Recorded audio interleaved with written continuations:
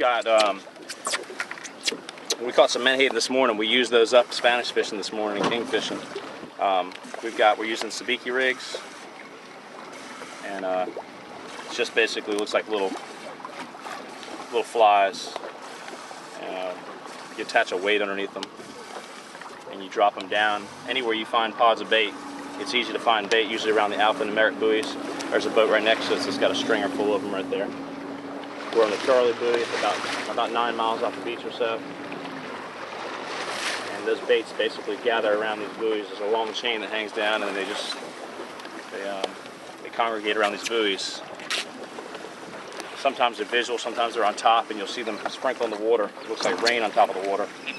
And when you don't see that, if you'll ease around these buoys within 50 to 100 yards of these buoys, you'll usually find some down deep.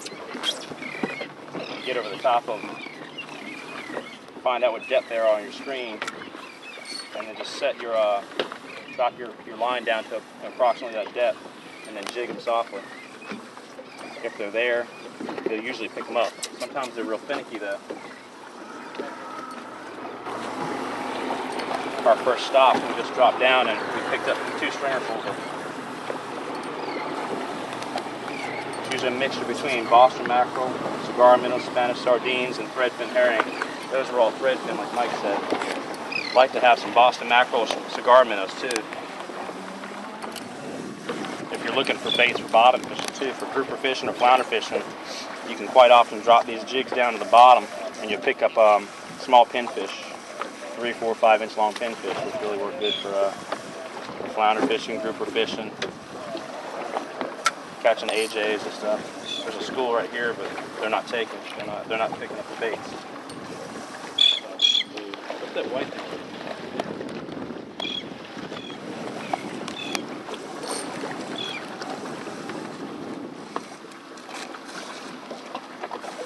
Got a couple of Spanish sardines there.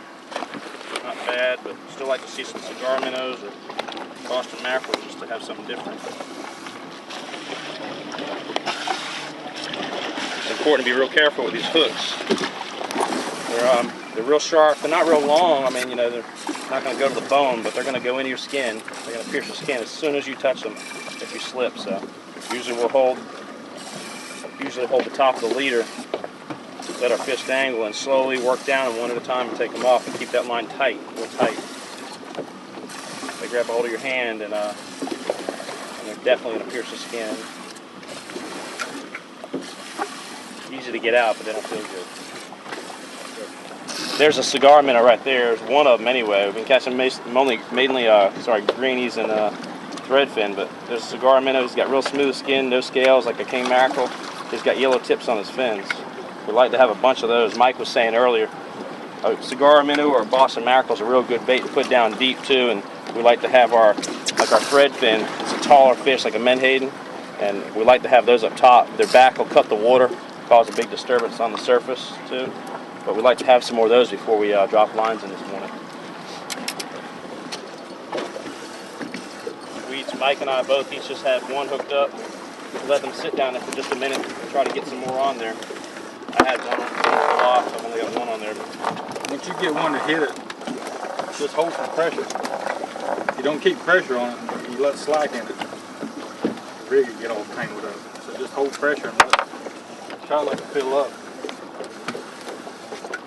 Once one hits it, you know, they're kind of finicky today. But once you get one to hit it, it seems like all the rest of them will come around and hit it.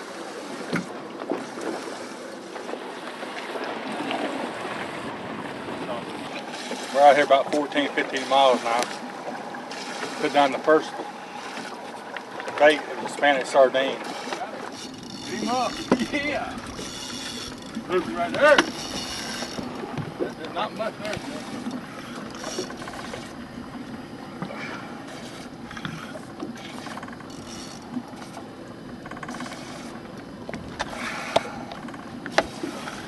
He's off the bottom.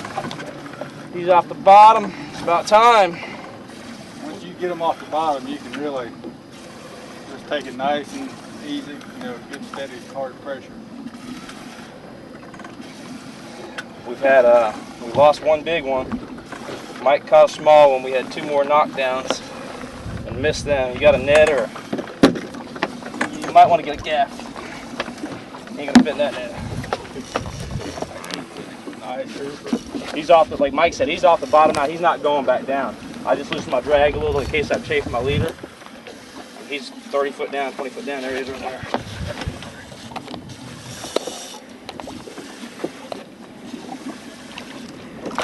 Nice grouper. Okay. Sweet. Serious. That's dinner right We're gonna hit this spot again. That's a new little hump. We were cruising through the area, and Mike marked a little hump. Rose up about 4 foot real fast. We were coming about 15, 20 mile an hour. He turned back around, circled it like crazy, trying to find that spot. He found it, and we almost left. I just had a little knockdown. We stayed just another second. He was there. Yeah, nice grouper. He's right there.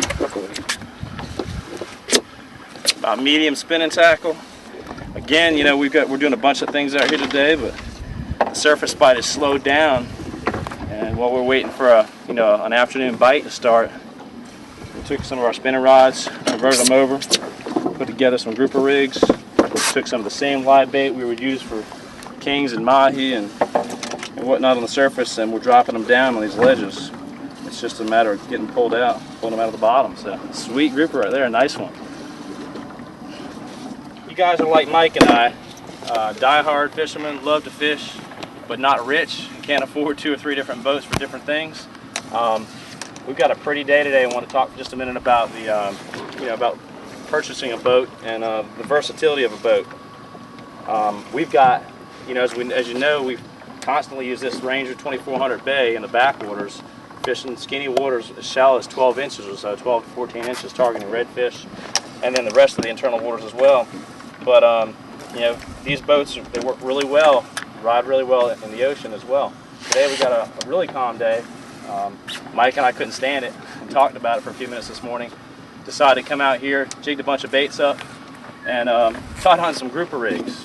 And we've been able to, we run offshore about 12 miles today. We'll see if we can get into a few grouper today. And at the same time, and for some reason, and we're about 12 miles off, for some reason it gets a little rough on us. We know we got enough boat behind us to take an easy ride back in. So it's an important thing nowadays, especially with gas the way it is and fuel the way it is.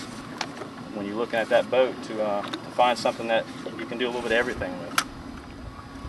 We've got Mike just dropped down. We just pulled up on a spot here. Mike dropped down. We just got a basic grouper rig.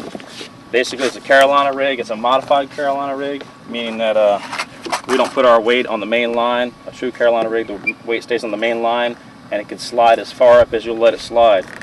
We usually use about 10 or 12 inches a leader to lock the weight between 2 swivels. Around 100-pound test swivels. We're using 130-pound test fluorocarbon. For the medium weight spinning tackle we're using, we've got a 4 ounce, anywhere from Mike said he likes to use a 3 or 4 ounce egg weight, just enough to get these baits to the bottom. And then we're using several feet, usually 3 or 4 foot of fluorocarbon. And this one's got cut short already, so it's about 2.5 foot left. But 3 or 4 foot of fluorocarbon between the below the weight, between the hook, and then we're using like a 6/0 or 7/0 circle hook. So it's pretty simple. Our rods are, like I said, medium to medium heavies, and we're using like a 50-pound braid. And the biggest thing, doing this, if you're going to use this medium weight spin tackle to try to pull a grouper off the bottom, is you got to have a good reel. I mean, it's got to be a good reel. We've tried some less expensive reels, and you'll strip them out. That grouper's got a heavy pull to it, so we're using these Penn 650s right here. And as much pressure as a grouper puts on, you can still turn that handle. And you want to be able to crank him up real fast to get him off that bottom. So we're going to try this spot out and see what happens to that. There he is. Got him off.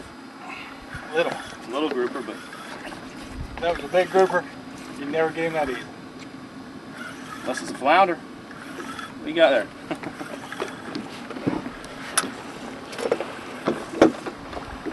Small. Big barracuda getting it. See that big barracuda? Kevin had. Look at him. The barracuda, zoom in on him. Look at that. Look at that.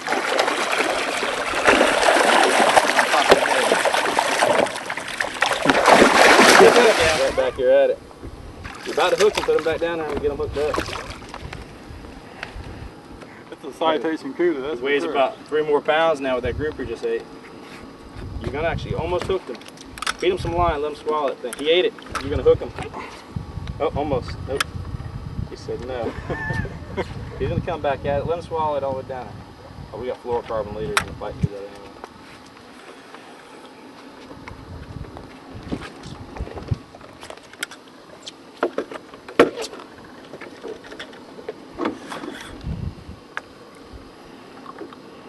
He wants it too, don't he?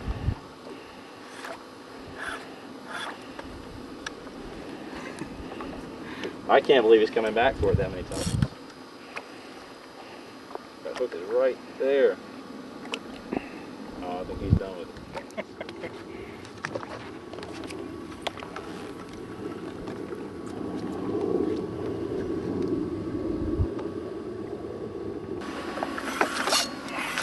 You got flounder there? Oh, that's still him. I thought you dropped back down.